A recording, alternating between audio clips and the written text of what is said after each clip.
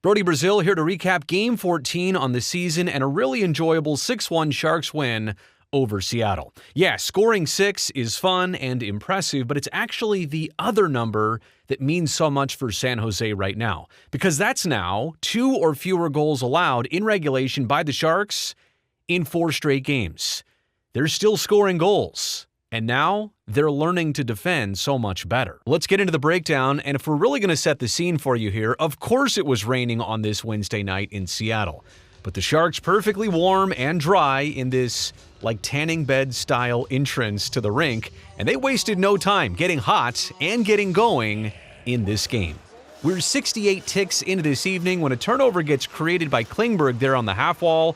Puck took a perfect direction towards Toffoli, and Uncle Tyler always knows where Macklin is, ready in the slot. That catch and release is like no other in the league right now. It's Celebrini's 8th goal on the season, and a really nice trend for the Sharks, the 8th time in 14 games this year where they have scored first. And honestly, as we look at all the areas of growth and improvement for this team starting to show, scoring first is definitely a key indicator. It's 1-0 Sharks, and you know what? The away game stats at this point for Macklin are worth sharing. 13 road points, that's the most in the NHL. 13 points in a team's first 6 road games, that's second most by a teenager in NHL history. Sidney Crosby's the only one who had more, but oh yeah, Mac is about to break that later on in this game. And the 13 points in a team's first 6 road games, the most by any Shark at any age ever.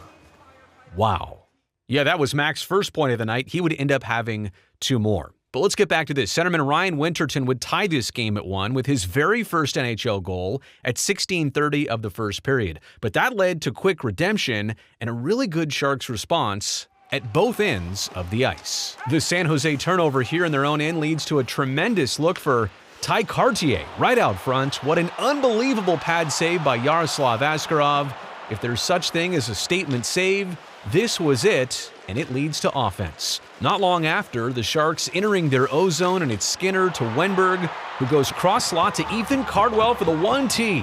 That's the second career goal for Cards, the first of this season for the young forward. Both scored against the Seattle Kraken, and it's certainly another young player right here in 56 that we'd love to see more of this season and have more success this season at the NHL level. So now we're 2-1 Sharks with the lead midway through the second period. San Jose jumps on a power play, which had not been a bright spot for the team lately. 0 for their last dozen on the man advantage, but of course that was about to change. Don't mind that broken twig you'll eventually see just sitting there in the slot.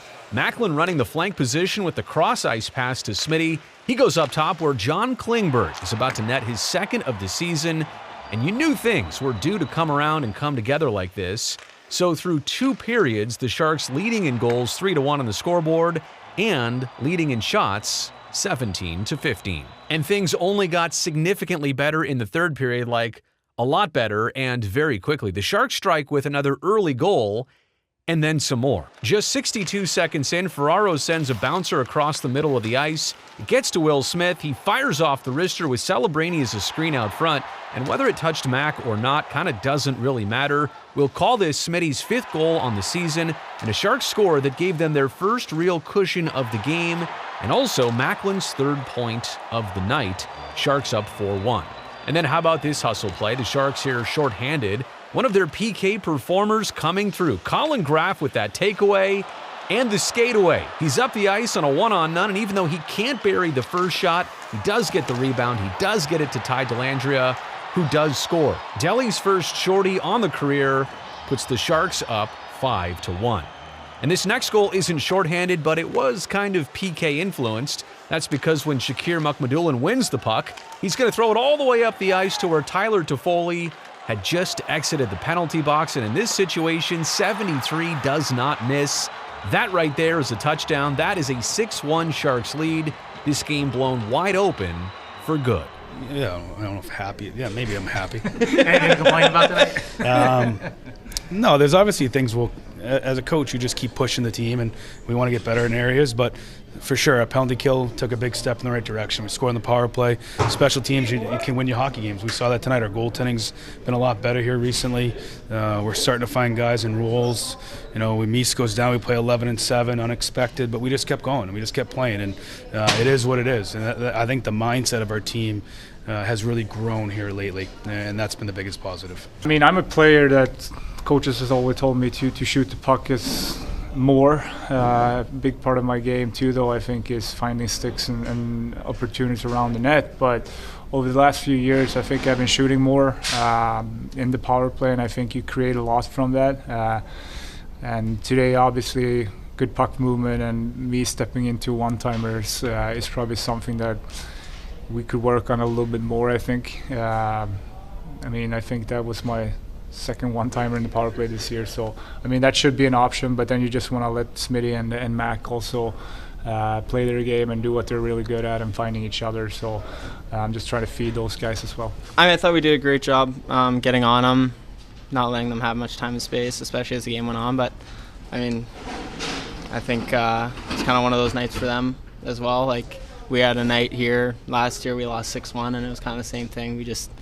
Nothing was going, so I think that happens sometimes with, it's a 82-game season, a lot can go wrong, and they've been playing really well, so I think it was just a mixture of how well we played and maybe a little bit of that. The biggest thing is, for me, is not getting too high or not getting too low, It's a long year, it's a busy year, a lot of ups and downs individually as a team, so that's what I'm trying to focus on, just stay even-keeled. So I didn't really answer your question, but yeah, team's going good. I feel like I'm being responsible and playing my role, doing a job. So a great night overall for the Sharks, in which they were actually down a few regulars, including William Eklund and Michael Misa, who was a late scratch up front. So they actually went with 11 forwards and 7D for the head coach, Ryan Warsofsky. And they still came out with this very impressive road win. It was a quick road trip. Now it's back to San Jose for the next two. But